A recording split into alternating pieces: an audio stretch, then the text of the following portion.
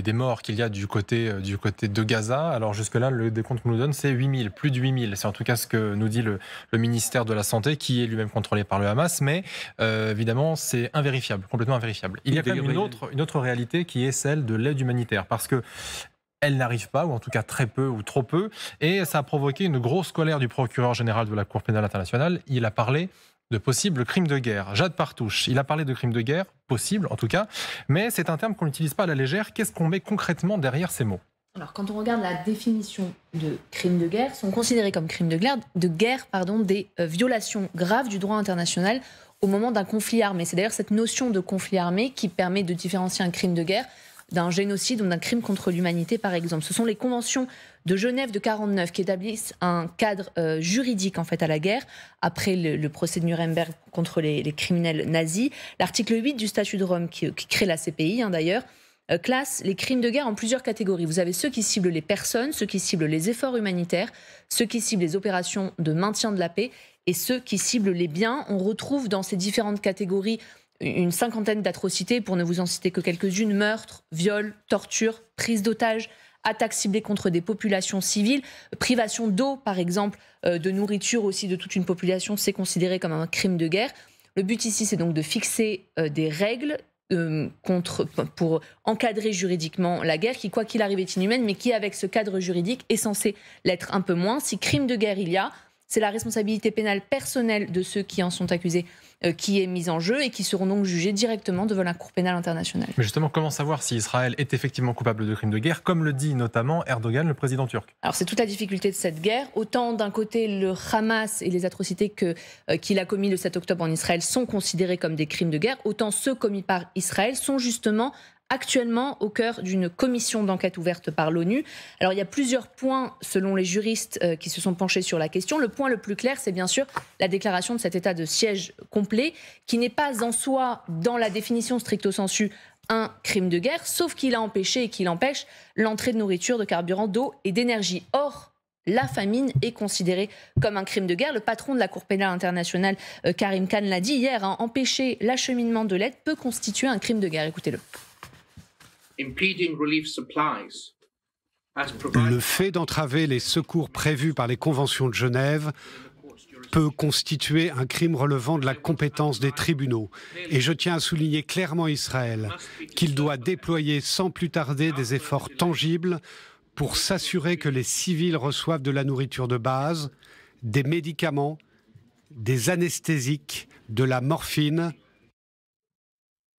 Nous entendons parler d'opérations qui se déroulent sans ces médicaments de base, comme si nous étions au Moyen-Âge.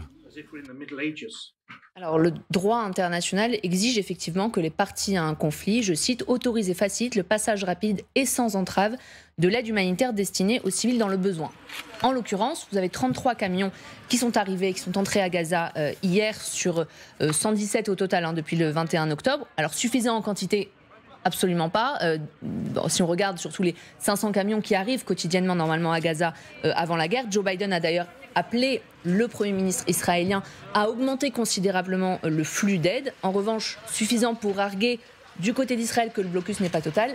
Ça, effectivement, ça tient la route. Seule la CPI tranchera. Reste la question beaucoup plus sensible des civils. Le Hamas et Israël se bombardent sans discernement depuis plusieurs semaines, ça c'est un fait, ce qui constitue effectivement un crime de guerre à la condition que les civils soient volontairement ciblés. Est-ce que les différentes sommations, comme vous le voyez sur ces images, d'Israël aux Gazaouis via des tracts leur demandant de quitter Gaza Nord pour se diriger vers Gaza Sud, va déresponsabiliser Israël? Possible, mais ce n'est pas sûr. Encore une fois, l'enquête est là pour justement déterminer tout ça. C'est la CPI qui est la seule entité compétente pour juger un crime de guerre, mais aussi un crime de génocide ou d'un crime contre l'humanité qui tranchera. Problème, Israël ne reconnaît pas la CPI, donc si condamnation il y a, officiellement, Benyamin Netanyahou ne pourra pas être arrêté. En Israël, en tout cas, le gouvernement palestinien lui reconnaît la compétence de la CPI depuis 2014. Merci beaucoup, Jade. Alors, vous mentionniez effectivement la faim, qui est une des conditions. Justement, ce que les Gazaouis disent aujourd'hui, c'est que la faim et la soif, ils la ressentent concrètement. Écoutez. Nous faisons la queue depuis 5h30. Nous attendons notre tour et nous ne sommes même pas sûrs d'avoir du pain. Voici le ticket pour mon tour. Je suis ici depuis 5h30 du matin. Nous avons été déplacés de l'est de Gaza, la situation est très mauvaise. Nous avons l'impression d'être déjà dans la rue. De nombreuses boulangeries ont été bombardées. Il n'y a plus de gaz et certaines boulangeries ont fermé leurs portes à cause du manque de gaz et de carburant. Les autres boulangeries ouvertes sont donc très sollicitées. Au lieu d'avoir 100 boulangeries en activité, il n'y en a plus que 30. Les gens font donc la queue devant les boulangeries, comme vous pouvez le voir. Bon, chers experts, on n'est pas la CPI, c'est pas à nous de juger. Malgré tout, est-ce qu'on peut quand même se dire qu'Israël pourrait faire davantage pour la question humanitaire? Rina Bassiste. Et je pense que c'est l'intention, en tout cas ce qui a été dit hier par l'armée israélienne, par les autorités israéliennes, qu'il y a une volonté d'augmenter. Oui, mais dans les faits, ça va prendre du temps. Ça, c'est clair. Mais il y a une volonté politique, en tout cas, et je suis sûre que ça comme c'était bien dit avant, ça suit des négociations qui étaient menées avec les Américains, d'augmenter ces genres d'opérations, d'augmenter le nombre de camions qui entrent. Donc, on peut espérer que ça sera le cas dans les heures et les jours à venir. Mais il ne faut pas oublier qu'on parle de crimes de guerre. Et ça, c'était pas forcément les renseignements israéliens, c'était les renseignements allemands et américains qui confirment. Ça fait des mois, peut-être des années, que Hamas stocke de l'eau, de la nourriture, des médicaments et du carburant.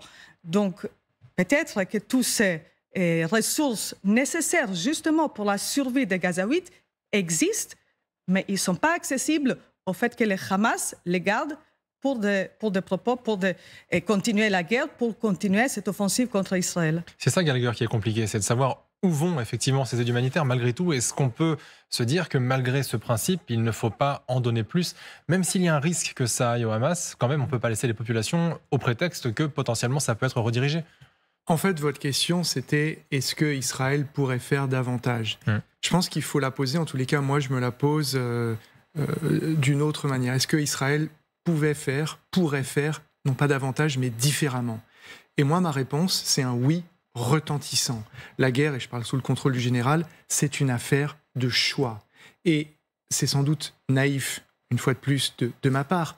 Quand on est un pays qui a donné au monde la caméra endoscopique, les batteries de défense, dômes de fer, Waze, la capacité à faire pousser des tomates cerises dans le désert. Pegasus. Pardon pour les et notre clichés. système de diffusion ici à LCI. Pegasus, le système de diffusion ici même à LCI. Qu'on a une telle concentration, j'ai envie de dire, de génie, d'innovation et de disruption au mètre carré, tomber dans le piège moral et militaire qui est tendu par une organisation médiévale, barbare, totalitaire, terroriste qu'est le Hamas, me paraît être, si vous voulez, inacceptable. Et aujourd'hui, à quoi est-ce qu'on assiste? Le Hamas contre l'armée israélienne. Le Hamas qui s'est rendu responsable de l'injustifiable. Et l'armée israélienne qui est en train de faire des choses qui sont indéfendables. La présence d'une organisation terroriste qui tient sa population en otage n'est jamais, si vous voulez, une justification qui va dédouaner la puissance occupante et qui attaque en ce moment de ses responsabilités humanitaires, morale à l'endroit des populations civiles. C'est-à-dire que cette excuse qui consiste à dire le Hamas a caché des vivres, etc. Absolument, oui. Le Hamas met des camions en travers de la route pour empêcher les populations de circuler, d'emprunter justement l'axe Salah-Eddin. Oui, mais ça ne vous donne pas le droit de tuer des civils. Bien sûr. Si vous voulez, la question qui se pose le plus en ce moment, et à partir du moment où elle est posée, c'est qu'il y a une réponse. C'est celle de la proportionnalité. Quand on commence à s'interroger sur la proportionnalité, on a déjà répondu à la question. Et c'est là qu'est, à mon sens, le piège moral tendu et dans lequel l'armée israélienne, et sous la décision de Benjamin Netanyahou, s'engouffre les deux pieds en avant. Et ce qui rend la chose particulièrement tragique, c'est son caractère prévisible. C'était un piège visible et prévisible. Et ils vont droit dedans, parce que ces images de souffrance, c'est précisément, et de chaos, c'est ce que le Hamas voulait. Et c'est comme ça qu'elle fait changer l'empathie de camp. Comment Israël aurait pu faire autrement? Je ne suis pas du tout en train de crédibiliser tout ça et de donner de l'importance, de dire que tout ça est légitime, mais il y a quand même un aspect qu'il faut avoir en tête, c'est la crédibilité de la riposte. C'est-à-dire qu'Israël ne pouvait pas, après ce qui s'est passé le 7 octobre, dire tout simplement on condamne très fermement, le Hamas... Enfin, je veux dire, il fallait que la réponse soit crédible. Est-ce que Israël pouvait faire autrement et comment que faire ça? Et comment est-ce qu'elle pouvait justement sortir un peu la tête haute de tout ça? Alors, à ma naïveté, je vais ajouter l'imposture, puisque je ne suis pas expert militaire. Très sévère avec vous-même. J'ai dit tout à l'heure, sous le contrôle du général, j'ai dit la guerre, c'est une affaire de choix, ce que je crois intimement, profondément. Et donc, quand vous me demandez comment est-ce qu'il pourrait faire autrement, plutôt qu'une campagne aérienne massive qui dure 3 semaines, et l'armée israélienne elle-même fait état aujourd'hui, après 3 semaines de bombardements massifs, de combats intenses dans le nord de la bande de Gaza. Parce que vous savez que pour détruire des tunnels, il faut d'abord détruire l'immeuble pour que la bombe anti-bunker arrive directement au sol et détruise les tunnels. Donc comment, sans détruire à l'avance... Qui vous a dit qu'il fallait détruire des immeubles pour détruire des tunnels? Comment on détruit les tunnels dans ce cas-là? On peut nous dire qu'il faut les boucher de part en part et que ça suffit à le rendre inopérant. Le général vous expliquera ça mieux que moi. Mais si vous voulez... Alors, il y a le militaire et le génie opérationnel qui peut-être, et c'est peut-être ce à quoi on assiste, si on est sur une guerre longue, des incursions limitées, des forces commando opérant sous couvert de la nuit, avec des bombardements quelque part, avec des effets collatéraux très limités, et qui utilisent ça comme un point de fixation et une diversion pour permettre à des commandos de rentrer, d'identifier les cellules du Hamas, de les neutraliser, de tuer l'appareil politique, l'appareil militaire, et de sortir les otages en faisant le moins de victimes civiles possible. C'est juste...